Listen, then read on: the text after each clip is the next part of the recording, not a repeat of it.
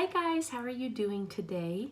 Today I wanted to talk a little bit about self-care. I have talked about self-care and kind of the importance of self-care and the difference between distraction and avoidance when we're dealing with anxiety and self-care, but today I wanted to dive a little bit deeper into the importance of self-care, types of things you can do for self-care, and what we often talk to clients about when they are coming in and not having very many things that they can do for self-care. And so I wanted to kind of give you guys some examples and some ideas of some things you can do when you're not feeling completely right, or when you just need to boost your emotions and feel a little bit better, or when you need to regulate yourself when things are getting a little bit hard. And so, as I've talked about in my videos before, and I will continue to reiterate, the most important thing when we're talking about self-care, especially with anxiety, is the difference between avoidance and engagement. So when we have something that we're feeling really, really uncomfortable with, we want to make sure that we are not necessarily avoiding the thing that we don't feel comfortable with. But we do want to make sure that our body is regulated enough and that we can feel comfortable enough, as comfortable as we can be with anxiety, before engaging in the thing that makes us uncomfortable. But we really want to make sure that we do not distract or avoid and use that as an excuse for self-care.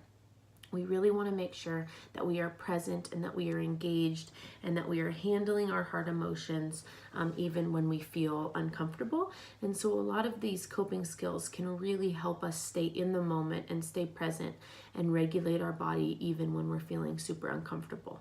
But it is a big difference between avoidance. So we want to make sure that we are engaging and not distracting when feeling anxious. And we want to make sure that we're focusing on self-soothing. Self-soothing has to do with comforting, nurturing, and being kind to yourself, while also honoring the anxiety and not trying to avoid it.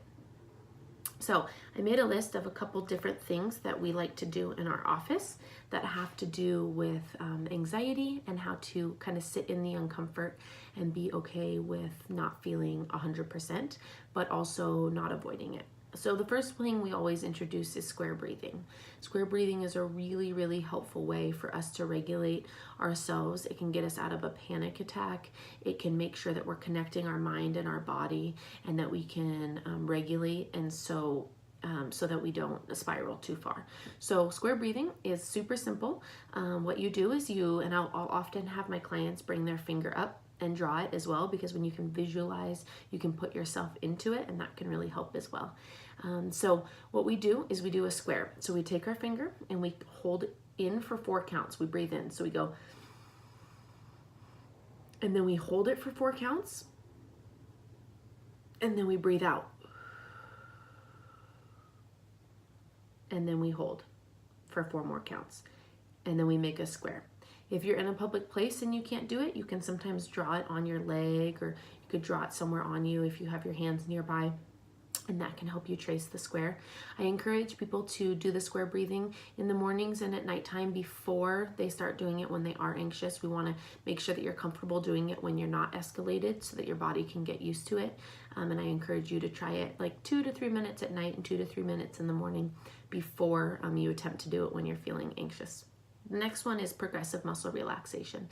There are hundreds of YouTube videos for progressive muscle relaxation. This is a really, really good way for us to regulate our body through relaxing our muscles. When we're anxious, we tend to be really hunched up and scrunched, and can be really uncomfortable and really have a hard time focusing on being present. And so when we do progressive muscle relaxation, we can relax our body. We can practice squeezing our different muscles, expanding our diaphragm, doing a bunch of different things that can regulate our body while also keeping us really present and in the moment. So if you have a hard time staying focused for long periods of time, you can Google or YouTube progressive muscle relaxation kids. They tend to have shorter videos, but I encourage you to at least do 10 to 15 minutes of progressive muscle relaxation. It's a great way to work on it. And again, I'd encourage you to do it at nighttime and in the morning. Another one that's really helpful is guided imagery. It's pretty similar to progressive muscle relaxation, but it's more visual and has less to do with the physical connection with the body. You can find a lot of different ones. For parents, it's really good to do with little ones, especially little ones who have a big imagination. I have a lot of parents who will sit beside the bed when we have kids who have trouble falling asleep, and we'll do some guided imagery. Usually the guided imagery has to do with imagining putting your anxieties and your worries or your sadness in a different place. You can put it in treasure boxes or bury it or do different things depending on what the guided imagery is. But once the kid has it memorized, or yourself, it can be really easy to pull back to and to connect yourself to. And so even if someone isn't reading it to you, you can stay connected with it and do it yourself later on. And then the last one is just knowing how to self-soothe and calm yourself down. We like to focus on the 5 different senses, which are touch, hearing, taste, smell, and vision, and then finding ways that you can ground and center yourself in through self-soothing using your senses. So if we're talking about touch, things that can touch your body, sometimes if you have really soft fabric, even just grounding yourself by rubbing your sleeves or holding something that's really soft, taking a bath or a hot shower, petting an animal. Animals are the best self-soothing techniques. Soft blanket, anything like that. Sometimes weighted blankets are really, really awesome for anxiety. You can buy them and they're weighted, and so when you put them on you, you can feel the pressure, and it's a physical response. For hearing, anything that sounds good. So music is a huge one that people use for self-care. The sounds of animals purring, or hopefully not whimpering or crying, but making soothing sounds can be good. Definitely listening to tapes of the ocean or waterfall crashing, things like that. Sounds that can bring you back to a place that make you really happy can be really, really helpful. Taste is a big one. We definitely don't want to be, especially if we use eating as an unhealthy coping technique, we don't necessarily want to do this one. But if we do not, taste, creating your special treat, going to a restaurant that makes you really happy, eating your favorite food, chewing it really slowly and intently, paying attention to what you're tasting. Making hot tea or hot coffee can be really grounding and kind of center you and bring you back to a place that you enjoy and love being, especially if you create rituals around that. Smells. Going on walks is a huge one. Even cooking food that smells really good can be really, really helpful. Baking, cooking, lighting a candle, something that triggers something in you that reminds you of something, can be really awesome.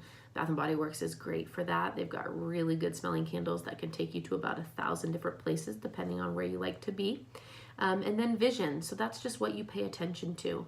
Sometimes I'll have clients do a gratitude journal every day where they pay attention all day to things around them that they're thankful for. Going on a walk can be really helpful. Observing the things around you, the trees and the space.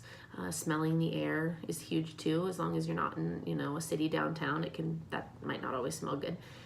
Going to an exhibit or seeing new things, buying even just pretty flowers, stopping at a place where you can pick up flowers that you can then put in your room or your house that can light up the room and smell good, and also something that you can see that's really pretty.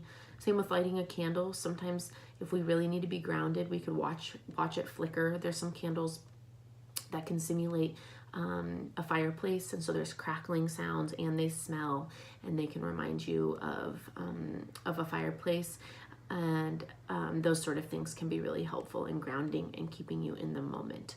So I encourage you to look at your 5 senses and see which categories maybe you already do really well, and then maybe there's some categories that you really want to work on or don't think about as often or don't do as much, and find ways that you can connect your body and your mind and engage when you're feeling uncomfortable and needing something to just help you stay calm enough in the moment to get through the uncomfort and not avoid. So I just wanted to talk to you a little bit about ways that can help. Of course, coming into therapy can be really helpful talking about these things, but this is more on a day-to-day basis. What can you do to ground yourself and calm yourself down when things are hard? It doesn't make the hard go away, but it can keep us from spiraling really far. So please comment down below and let me know if this is helpful, if you have any other ideas, things that you like to do, and we can touch base soon. I hope you guys have a great night. Thank you.